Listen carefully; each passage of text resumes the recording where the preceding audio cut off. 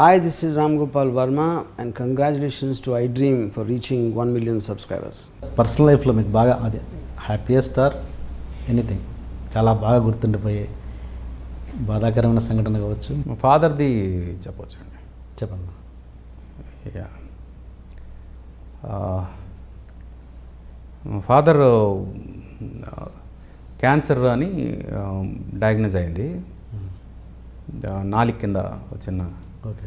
ఇది వచ్చింది, లంప్ వచ్చింది. వస్తే అది ఆయన చాలా వీక్గా ఉంటారు. అంటే వీక్ అంటే ప్రతిదీ ఎక్కువగా తీసుకుంటారు. ఇప్పుడు ఆయన ప్రాబ్లం ఉందని తెలిస్తే ఇంకా ఫీల్ అవుతారండి. ఊరికనే ట్రీట్మెంట్ అని చెప్దాం, ప్రాబ్లం గురించి చెప్పకుండా అని చెప్పాను డాక్టర్స్కి. సరే అన్నారు. సరే అని రేడియేషన్ చేద్దాం అన్నారు. అది రేడియేషన్ అంటే మరి ఇదంతా ప్రాబ్లం అవుతుంది కదండి, బాగానే అవుతుందంటే లేదు, ఇప్పుడు లేటెస్ట్ టెక్నాలజీ వచ్చింది, డైరెక్ట్ టార్గెట్కే మనం రేడియేషన్ చేస్తాం, మిగతా పార్ట్ అంతా ఏం కాదులేండి అని అన్నారు. ఓకే, 33 సిట్టింగ్స్ అన్నారు. 33 సిట్టింగ్స్ చేసాం. చేసిన తర్వాత నాన్నగారికి రోజు మేము హాస్పిటల్కి తీసుకెళ్ళి చేయించుకుని తీసుకొచ్చి ఆయన ధైర్యం చెప్తూ అలాగా. ఆయన ఏంటంటే అది అయిపోయిన తర్వాత ఐ విల్ బి క్యూర్డ్ అని ఒక హ్యాపీనెస్లో ఉన్నారు. తర్వాత మళ్ళీ స్కాన్ చేశారు. అది అయిపోయిన తర్వాత స్కాన్ చేస్తే ఆ పార్ట్ వరకు తగ్గింది, కానీ ఆ చుట్టుపక్కల పార్టు పెరిగిపోయింది. అంటే రేడియేషన్ తాలూకా బౌండరీ ఏదైతే ఉందో అది ఇంకొంచెం పెద్దగా పెట్టాల్సింది కొంచెం లోపలికి పెట్టారు అనమాట. ఓకే. దాంతో అదంతా స్ప్రెడ్ అయిపోయింది. ఆ రోజు ఇంకా డాక్టర్ ఏమన్నాడంటే ఇంకా మనం దాచడానికి లేదు, ఎందుకంటే స్ప్రెడ్ అయింది కాబట్టి చెప్పేయాలి మనం అని అన్నాను. సరే సార్ అని పిలిపించారు. పిలిపించాక డాక్టర్ కూర్చోబెట్టి మీది క్యాన్సర్ అండి, మీకు బాగా లోపలంతా స్ప్రెడ్ అయిపోయింది, ఇప్పుడు ఇమ్మీడియట్గా మీకు ఆపరేషన్ చేసి తీసేయాలి, అది మొత్తం ఈ జా అంతా తీసేస్తాం, తీసేసి ఈ కాలు దగ్గర ఉన్న బోన్ కట్ చేసి అది ఇక్కడ అతుకుతాం, పెట్టిస్తాం. దీని తర్వాత మీ లైఫ్ చాలా దుర్భరంగా ఉంటుంది, ఊజింగ్ ఉంటుంది, ఇలా కంటిన్యూస్గా ఊజింగ్ ఉంటుంది, తర్వాత ఇది ఉంటుంది, అది ఉంటుంది, ఎందుకు బతుకుతున్నారా అనే ఫీలింగ్ కూడా ఉంటుంది, కానీ అవన్నీ మీరు భరించాల్సి వస్తుంది, తప్పదు, ఇలాగా మీరు ఆపరేషన్కి అయితే ఇమీడియట్ రెడీ అయిపోండి అని చెప్పారు. ఆయన అలా చెప్పడం ఆ రోజే మా నాన్నగారి కళ్ళల్లో చనిపోయిన ఫీలింగ్ కనిపించింది నాకు. చెప్పే విధానం ఒకటి ఉంటుంది. అవును. అంటే ఇంటర్వ్యూ ద్వారా I wanted to tell the doctors, sir problem కొంచెం కాంప్లికేట్ అయింది, అందుకు జా తీసేసి ఇంకో జా పెట్టాల్సి వస్తుంది, పెడితే మీకు కొంతవరకు ఇది ఉంటుంది, చిన్న చిన్న ప్రాబ్లమ్స్ వస్తాయి, ఆ ప్రాబ్లమ్స్ మెల్లగా మీరు అలవాటు పడతారు, అది మీకు కొంతవరకు బాగానే ఉంటుంది అని చెప్తే వేరే ఉంటుంది, ఎందుకు బతుకుతున్నాం అనే ఫీలింగ్ కూడా వస్తుంది మీకు అనే ఒక హార్ష్ లాంగ్వేజ్. ఆ లాంగ్వేజ్తోనే మా ఫాదర్ వద్దులేండి, ఎందుకు బతుకుతున్నాను అని, బతకడం కన్నా ఎన్నాళ్ళు బతుకుతానో ఇలాగే బతుకుతాను అని. ఆపరేషన్ వద్దనేసాడు డాడీ. అన్నాక ఇంకా ఆపరేషన్ చేసుకోలేదు.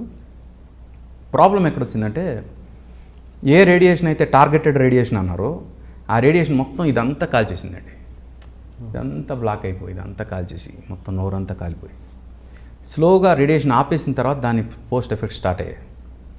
తినే మనిషి టేస్ట్ లేకుండా అయిపోయింది, అంటే నాలుగు కొరుక్కున్నా నాలుగు ఇది వచ్చేసిన పీస్ వచ్చేసినా ఆయనకు తెలియదు పాపం, అలాంటి పొజిషన్ వచ్చేసింది.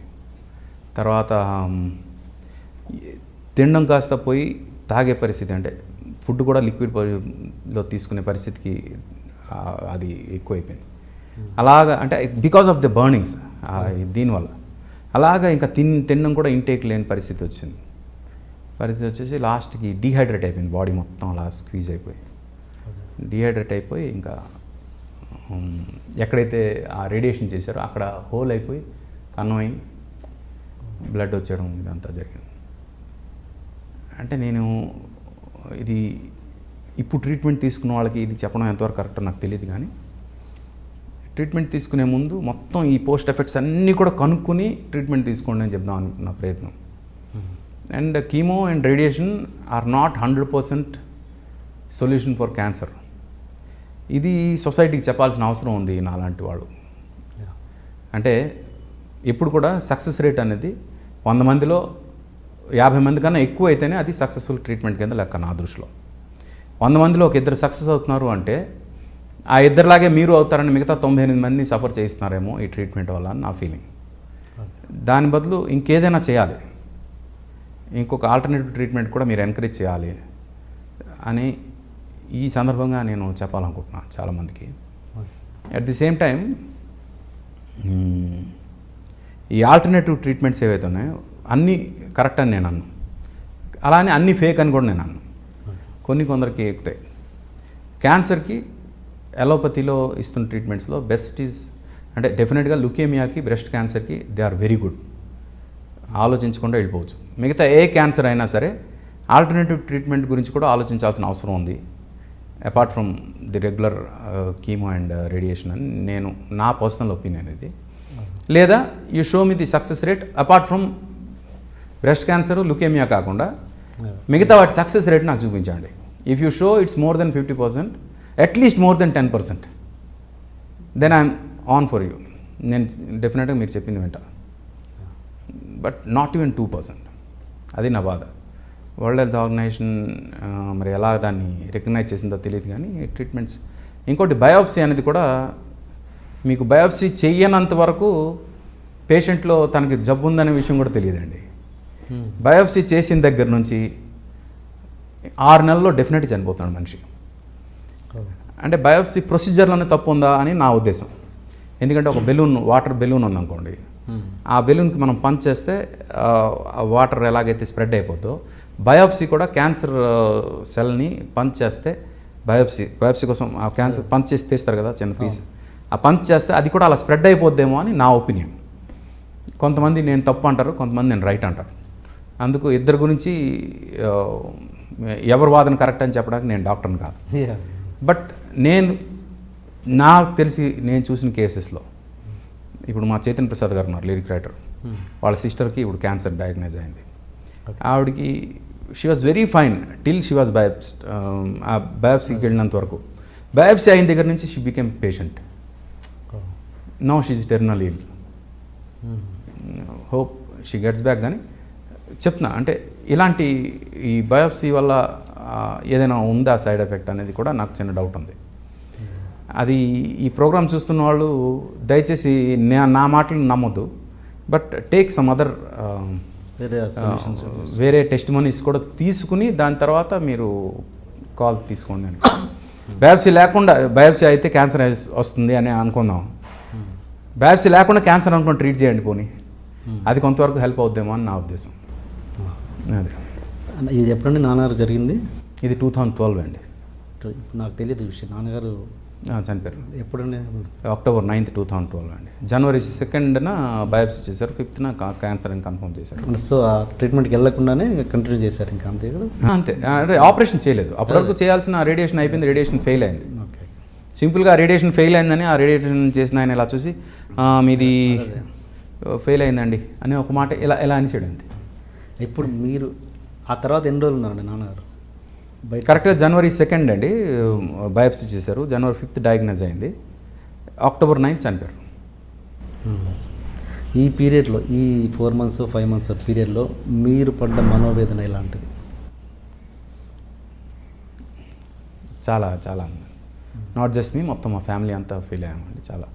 ఎస్పెషలీ అంటే లాస్ట్ అంటే మార్చో ఏప్రిల్కో ట్రీట్మెంట్ అయిపోయింది, ఇదంతా అయిపోయిన తర్వాత అక్కడి నుంచి ఆయన సఫర్ అయిన ఆ 6 months ఏదైతే ఉందో దట్ ఈస్ రియలీ అంటే ఎవరికి రాకూడదు అనే ఫీలింగ్ అయితే వచ్చింది.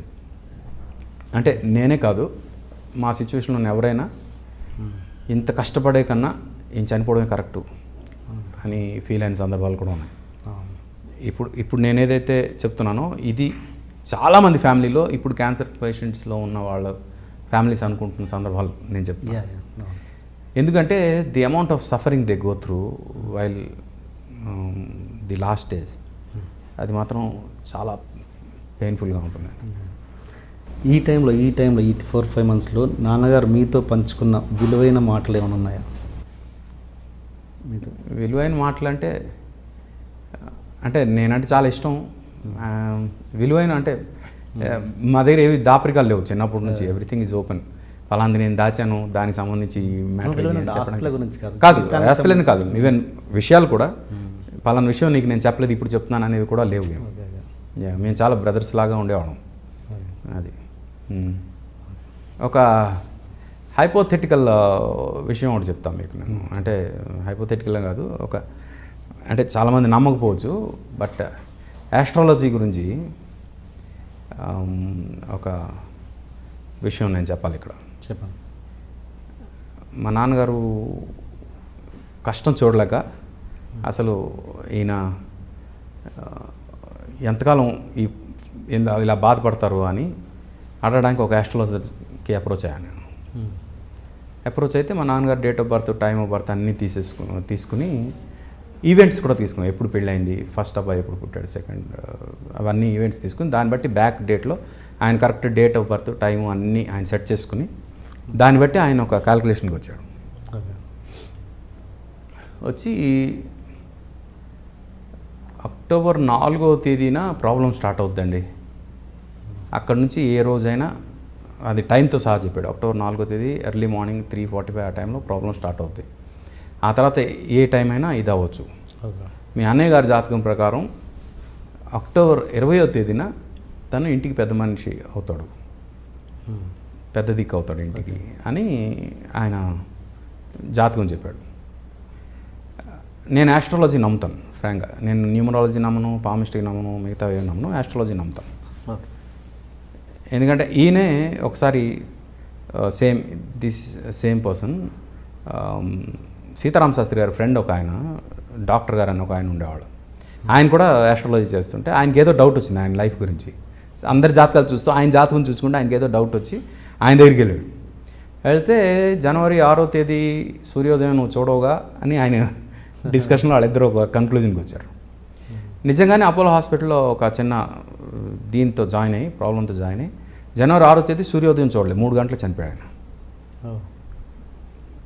అలాగా ఈ మా ఫాదర్ గురించి ఇలా చెప్పేసరికి యూ వోంట్ బిలీవ్, అక్టోబర్ 4వ తేదీ ఎర్లీ మార్నింగ్ 4 o'clock ఆ టైంలో, 4 చేంజ్ ఆ టైంలో ఇక్కడ నుంచి బ్లీడింగ్ స్టార్ట్ అయింది మా ఫాదర్కి.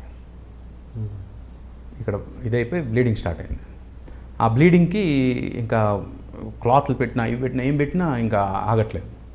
మొత్తానికి ఇచ్చేసి బ్యాండేజ్ చేసి అయిన తర్వాత ఇంకా అది ఫిక్స్ అయిపోయింది. అక్కడ నుంచి ఆయన ఆల్మోస్ట్ కోమాలోకి వెళ్ళిపోయారు. అంటే ఇంకా నిద్రపోతూనే ఉన్నారు, ఇంకా లేవలేదు. లేచినా అలా కళ్ళు తెరవకుండానే అలా కొంచెం మాట్లాడడం అలా చేశారు. అక్టోబర్ 9th చనిపోయారు. 12వ రోజు పూజ సింహాచలంలో చేస్తున్నాం మేము. 12వ రోజు సంబంధించిన పూజ జరుగుతుంది. చేస్తుంటే 12వ రోజు ఆ పంతులు గారు ఒక ఇది ఇచ్చి, అయ్యా ఈ రోజు నుంచి మీరు ఇంటికి పెద్దవాళ్ళు అని మా అన్నయ్యకి అప్పచెప్పాడు అన్నమాట, పెద్దరికం ఆయన పంతులు గారు. అది అక్టోబర్ 20వ తేదీ. ఇట్స్ నాట్ జస్ట్ కోఇన్సిడెన్స్ అండి, out of calculation that happened. అలాగంటే ఇది చాలామంది నమ్మకపోవచ్చు, అది కోఇన్సిడెన్స్ అనుకోవచ్చు, ఏమనుకోవచ్చు, but it happened with me. That's I wanted to share. So జెన్యున్గా ఉంటుంది, నమ్మమని చెప్తున్నారు మీరు. ఆస్ట్రాలజీ అంటే చెప్పేవాడు బట్టి ఉంటుందండి. అదే వాడి జాతకం కూడా బాగోవాలి, చెప్పేవాడి జాతకం కూడా బాగుంటే ఇది. ఆస్ట్రాలజీ కొన్ని సీక్వెన్స్ అంటే చాలా సందర్భాలు నేను చూశాను. చాలామంది చెప్పేవాళ్ళే, ఈరోజు 3:30 తర్వాత నేను ఉండను, నాకు సంబంధించినవన్నీ ఇదిగో తలగడ కింద పెట్టుకొని పడుకుంటున్నా, నన్ను లేపొద్దు అని చెప్పి 3:30 చనిపోయిన సందర్భం ఒక మనిషి గురించి కూడా నేను విన్నాను.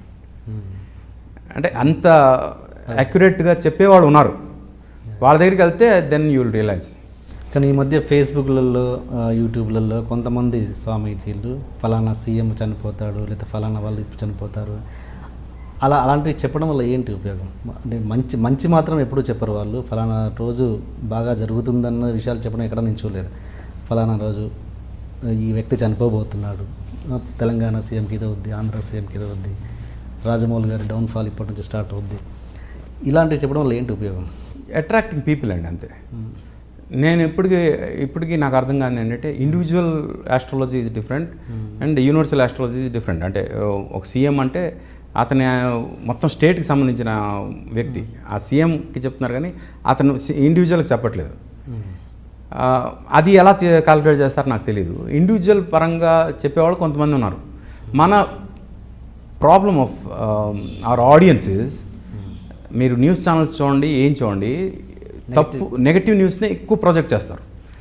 నెగటివ్ న్యూస్ చెప్తేనే జనం చూస్తారు, పలానా వాళ్ళకి పలానా సక్సెస్ వచ్చింది అనేది చాలా 100 న్యూస్ల్లో ఒకటి కూడా ఉండదు. పాజిటివ్ న్యూస్లో పలానా వాళ్ళకి మోసం చేశారు, పలానా వాళ్ళని చంపేశారు, వీటి మీద ఎక్కువ కాన్సన్ట్రేషన్ ఉంటుంది. అలాగే జనం పీపుల్ కూడా they are tune to listen to negative things easily. ఇప్పుడు పలానా ఇది అని పాజిటివ్గా చెప్పే వేటి గురించి కూడా ఎక్కువ క్లిక్స్ రావు, నెగిటివ్ చెప్పే వాటి గురించి క్లిక్స్ ఎక్కువ వస్తాయి. అలాంటి వాటిని ఎన్కాస్ట్ చేసుకునే స్వామీజీలు కూడా ఉన్నారు, ఆస్ట్రాలజర్స్ కూడా ఉన్నారు. నేను చెప్పా కదా, ఆస్ట్రాలజర్ అనేవాడు అంటే చాలామంది ఇప్పుడు నేను ఆస్ట్రాలజీ నమ్ముతున్నాను అంటే ఆస్ట్రాలజీని నమ్ముతున్నాడు కాబట్టి ఇప్పుడు ఆర్పిని మనం నమ్మకూడదు అనుకునే వాళ్ళు కూడా ఉంటారు ఈ ప్రోగ్రామ్ చూస్తూ. బట్ అది నా పర్సనల్ ఒపీనియన్ అంతే. దానికి నేను చేస్తున్న వర్క్స్కి ఏ సంబంధం లేదు. మీ పర్సనల్ ఒపీనియన్ మీరు నమ్మకపోతే అది మీ personal opinion, let's keep like that అని ఈ ప్రోగ్రామ్ ద్వారా చెప్పాలనుకుంటున్నాను. ఇంట్రొడక్షన్ కొంచెం హెవీగా ప్లాన్ చేశాం.